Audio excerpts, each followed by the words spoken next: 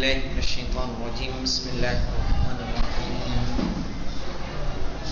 شیعہ شناسی میں کل ہم لوگوں نے کچھ حدیث پڑھی تھی کہ جس میں مولا کائنات علیہ الصلوۃ والسلام کی افضلیت پر روایتیں موجود تھیں۔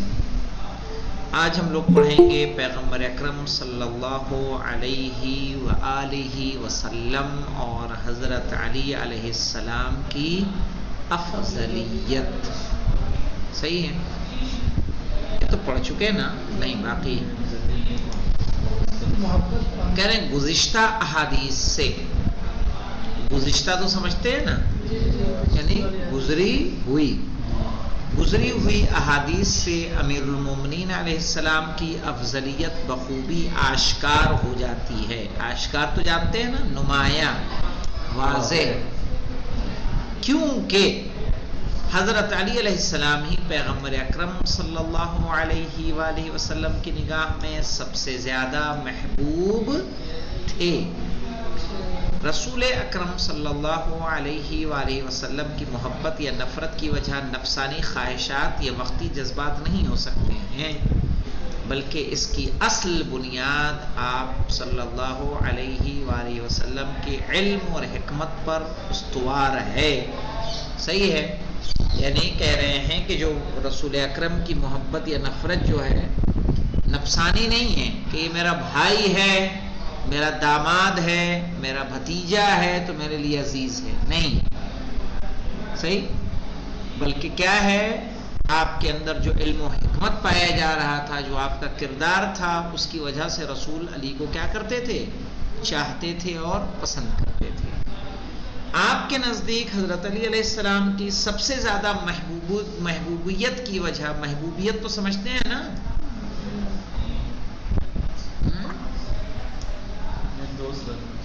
یعنی پسندیدگی۔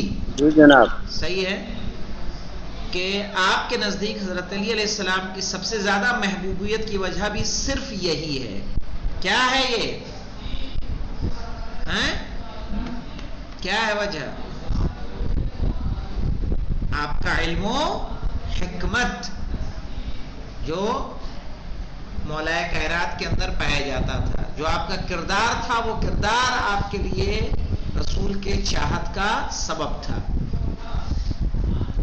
اس کے علاوہ کثرت کے ساتھ ایسی حدیثیں بھی موجود ہیں جو دلالت التزامی یا دلالت مطابقی کے اعتبار سے، دلالت التزامی اور دلالت مطابقی تو سمجھتے ہیں کہ نہیں سمجھتے ہیں؟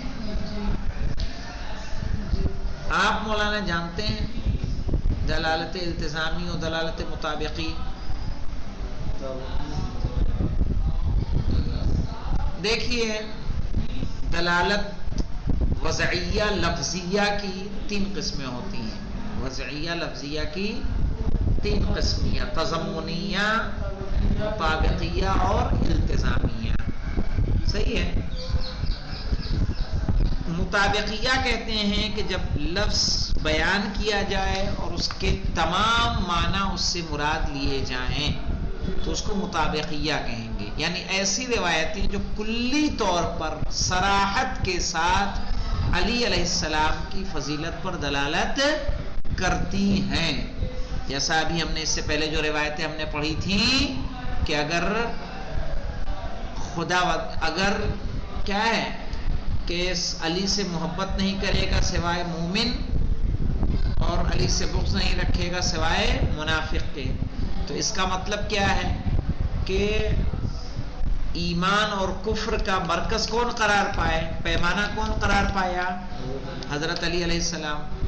تو علی کی فضیلت اس سے ظاہر ہے یا نہیں ظاہر ہے؟ تضمناً ظاہر ہے کہ مطابقتاً ظاہر ہے؟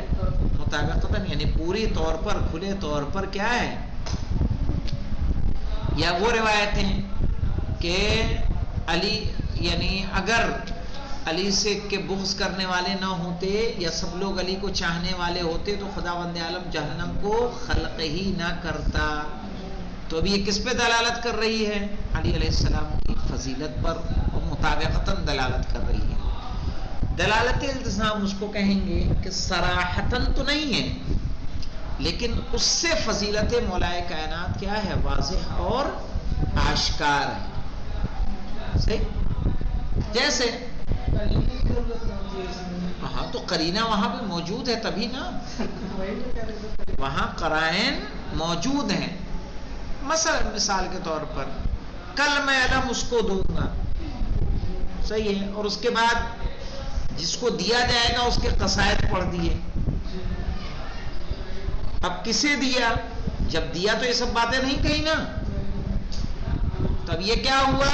وہ تمام کے تمام دلالت التزامیہ سے کیا ہے؟ اب جس کو علم ملا اس کا مطلب کہ وہ تمام صفات کا حامل کون ہوگا؟ یہی شخص ہے. یا اس طرح کی کچھ اور ہم نے روایتیں پڑھی ہیں جو التزامی طریقے سے جو ہیں دلالت کرتی ہیں. تو یہ دلالت کی قسمیں ہیں, یہ ہمیں کہاں پڑھنے کو ملتی ہیں؟ منطق میں. جب ہم منطق پڑھتے ہیں اور دلالت کی بحث پڑھتے ہیں تو اس میں. تو یہاں انہوں نے سیدھے سیدھے کیا کہہ دیا کہ یہ حدیثیں بھی موجود ہیں جو دلالت التزامی یا دلالت مطابقی کے اعتبار سے آپ کی افضلیت پر دلالت کرتی ہیں. اسی طرح آپ کا سب سے افضل ہونا خود آیہ مباہلہ سے بھی ثابت ہے. آیہ مباہلہ تو یاد ہے نا؟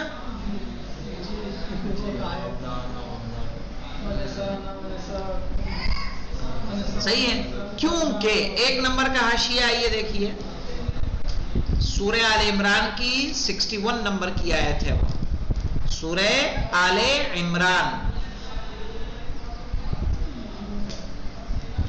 کیونکہ اس میں مولا کائنات کو نفس پیغمبر قرار دیا گیا ہے. نفس پیغمبر. چونکہ پیغمبر اکرم صلی اللہ علیہ وآلہ وسلم تمام انسانوں کے درمیان سب سے افضل ہیں, لہذا جو آپ کا نفس ہوگا اس کے اندر بھی یہ خصوصیت ضرور پائی جائے گی. امیر المؤمنین عائشہ نے ام المؤمنین عائشہ سے سوال کیا گیا. ام المؤمنین عائشہ سے سوال کیا گیا رسول خدا کے اصحاب میں سب سے افضل کون ہے؟ انہوں نے کہا ابو بکر, عمر, عثمان. صحیح ہے.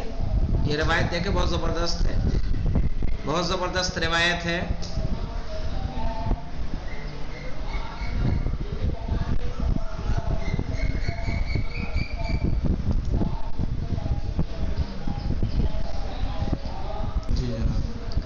تو دیکھیں انہوں نے کہا, دیکھیے اس طرح کی کافی تو یہاں روایت بہت مہم ہے, بہت مہم ہے. اس کے ہم لوگ جو ہیں اس کی طرف بھی آئیں گے, حاشیے کی طرف بھی.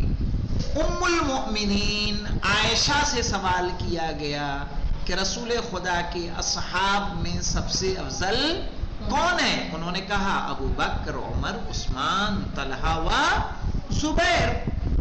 ان سے دریافت کیا گیا تو پھر علی علیہ السلام کا مرتبہ کیا ہے؟ کیونکہ ان کا تو نام نہیں لیا انہوں نے. تو کہا, انہوں نے جواب دیا تم نے مجھ سے پیغمبر اکرم کے اصحاب کے بارے میں سوال کیا تھا, نہ کہ اس کے بارے میں جو نفس پیغمبر کی منزل میں. پھر انہوں نے آیہ مباہلہ پڑھی اور آخر میں کہا پیغمبر کے اصحاب اس کی طرح کیسے ہو سکتے ہیں جو گویا خود نفس پیغمبر ہے کہ نہیں؟ روایت مہم روایت ہے. حاشیے کی طرف آئیے. بیہقی محاسن جلد 1 صفحہ 39, الامام الصادق والمذاہب الاربع, یہ دوسری کتاب ہے, جلد 1 صفحہ 574, وہاں یہ روایت ہمیں مل جائے گی. احمد ابن حنبل, ان سے واقف ہے کہ نہیں ہے؟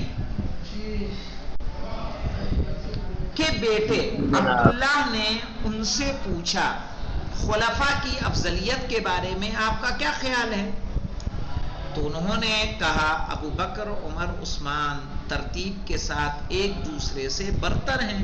کون کون؟ ابو بکر, ان سے کم تر درجہ کس کا؟ عمر کا. ان سے کم تر درجہ کس کا؟ عثمان کا. کہا ترتیب کے ساتھ ایک دوسرے سے برتر ہیں. تو عبداللہ نے کہا کہ پھر علی ابن ابی طالب کہاں ہیں؟ تو امام حنبل نے جواب دیا، اے میرے بیٹے، علی ابن ابی طالب اس خاندان سے تعلق رکھتے ہیں جس سے کسی کا موازنہ نہیں کیا جا سکتا.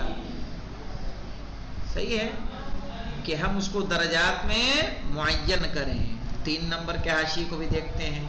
طبقات الحنابلہ، یہ جو احمد ابن حنبل ہیں یہ حنبلی مذہب کے کیا ہیں؟ امام ہیں. طبقات الحنابلہ جلد 2 صفحہ 120، الامام الصادق و مذاہب الاربع جلد 1 صفحہ 575، یعنی روایتیں ترتیب وار ہے. وہ 574 پہ تھی، یہ 575 پہ. کون؟ یہ دیکھنا ہوگا مجھے. پیغمبر اکرم صلی اللہ علیہ وآلہ وسلم نے جناب فاطمہ زہرا صلوات اللہ علیہا سے فرمایا، تمہارا شوہر میری امت میں سب سے بہتر ہے، دوسروں سے پہلے اسلام لایا اور اس کا علم و حلم دوسروں پر برتری رکھتا ہے. کیا کہا؟ ان زوجک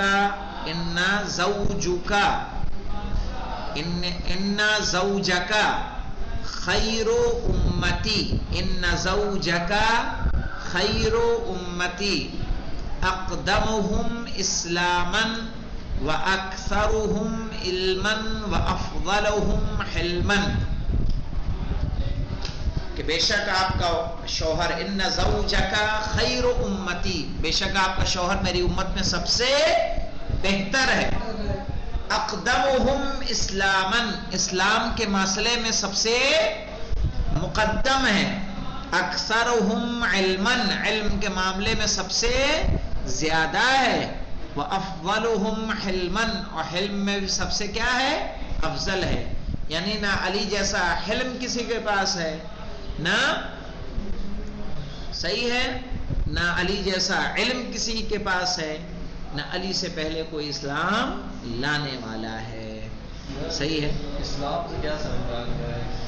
کہہ رہے کہ بچپنے میں اسلام قبول کیا سب سے پہلے، تو یہ کیا مطلب کہ اسلام سے تو تھے وہ قبول کیا کریں تھے، لیکن یہاں مراد ہے اللہ کی وحدانیت اور رسول کی رسالت کا اقرار. سمجھ رہے ہیں؟ کیونکہ حدیث میں جو بھی انسان بھائی جب رسول نبی پیدا ہوتے ہی نبی ہوتا ہے، امام پیدا ہوتے ہی امام ہوتا ہے، ورنہ امام محمد تقی علیہ السلام کی کلی شہادت گزری 7 یا 8 سال کی عمر میں آپ امام ہیں. صحیح ہے. تو اس کا محتاج نہیں ہوتا وہ کہ اس سن بلوغ کو پہنچے گا تب جا کے اسی کوئی کمالات اس پر سے اسے حاصل ہوں گے، کہ جب تک 18 سال کا نہیں ہوگا تب تک آدھار نہیں بنے گا، جب تک ووٹر آئی ڈی کارڈ اور پین کارڈ نہیں بنے گا. تو یہ وہ امامت کا منصب جو ہے عمر کا محتاج نہیں ہے. وہی کیا ہاں. اب ایسی صورت میں چونکہ علل اعلان خود رسول نہیں ہے، وہ محمد ابن عبداللہ کے طریقے سے زندگی گزار رہے ہیں، ورنہ جو معجزات رسول کی ولادت کے وقت ہوئے بتائیے کیا وہ عام حالات ہیں؟ آگ کا جلتی ہوئی آگ کا بجھ جانا، کنگروں کا گرنا، صحیح ہے، جس کا دودھ خشک ہو گیا تھا اس میں دودھ آ جانا، جو جانور وہ چل رہا تھا سست چل رہا تھا اس کا تیز ہو جانا، یہ وہ چیزیں تھیں جو کیا ہیں آپ کے اندر معجزاتی شخصیت ہونے پر کیا کر رہی ہیں؟ دلالت کر رہی ہیں. تو آپ رسول ہیں، لیکن جس طرح سے آپ نے اعلان رسالت کیا ہے 40 سال کی عمر میں، اسی طرح سے اعلان اسلام کیا ہے رسالت کے بعد. اگر ہم کہیں کہ پیدا ہی مسلمان ہوئے تھے مولائے کائنات، تو کوئی بھی کہے گا کہ جب رسول نہیں تھے تو یہ مسلمان کیسے ہو گئے؟ سمجھ رہے ہیں؟ یعنی رسول کی رسالت کی کیا کرنا؟ اس کا اقرار کرنا. جناب اس طرح سے جو کہتے ہیں کہ جناب ابو طالب جو کلمہ نہیں پڑھا انہوں نے، تو اس اعتبار سے تو جب وہ کہتے ہیں کہ اس کی دلالت دیتے ہیں کہ وہ تو اسلام پہ تھے تو کلمہ کیوں پڑھیں گے؟ تو اس اعتبار سے دونوں تو یہ ہو رہا ہے. بالکل بالکل. مجھے یہ دیکھیے، آپ یہ دیکھیں مسلمان کس کو کہتے ہیں؟ مسلمان کی متعدد تعریف ہے. ایک ہے کلمہ پڑھنے والا مسلمان، جس طرح سے ہم نے شیعوں کے ہم نے وہ کیا، اسی طرح سے مسلمان کی بھی کیٹیگری ہے. اگر جناب ابو طالب مسلمان نہ ہوتے، صحیح ہے، ویسے تو بہت دلیلیں ہیں لیکن ایک سمپل سی میں آپ کو بتا رہا ہوں، تو کفار کی بات کو مان لینا چاہیے تھا کہ نہیں مان لینا چاہیے؟ کہہ رہے تھے آپ ہمیں دے دیں، ختم کہانی. شعب ابی طالب میں رہنا کیوں گوارا کر لیا آپ نے؟ 3 سال کی سختیاں، کھانے پینے کی دشواریاں سب برداشت کی. اپنے بچوں کو رسول کو بچانے کے لیے صلح دینا. ہم پیدا مسلمان ہوئے ہیں، مسلمان گھرانے میں ہوئے ہیں، سادات گھرانے میں پیدا ہوئے ہیں، پھر بھی ہمارے اندر اتنی جرأت نہیں ہے کہ امام زمانہ آئیں اور آ کے کہیں کہ یاسین ایسا کرنا، آج میرے بستر پہ سو جاؤ، اور تمام خطرات کیا ہوں؟ سامنے ہوں. تو کیا اپنے اندر ہم ہمت پاتے ہیں کہ بستر پہ لیٹ جائیں؟ تو اس کا مطلب یہ ہے کہ دیکھیں، اسلام کلمہ پڑھنے کا نام نہیں، بس اسلام کردار کا نام ہے. اسلام ایک کیریکٹر ہے جو انسان کے اندر پایا جاتا ہے. اگر صرف کلمہ پڑھنا مسلمان ہو جائے اور کلمہ پڑھنے کے بعد انسان کو نجات مل جائے گی، تو مجھے بتائیے آج کلمہ پڑھنے والوں کی تعداد کتنی زیادہ ہے جو لا الہ الا اللہ محمد رسول اللہ صبح شام پڑھتے رہتے ہیں.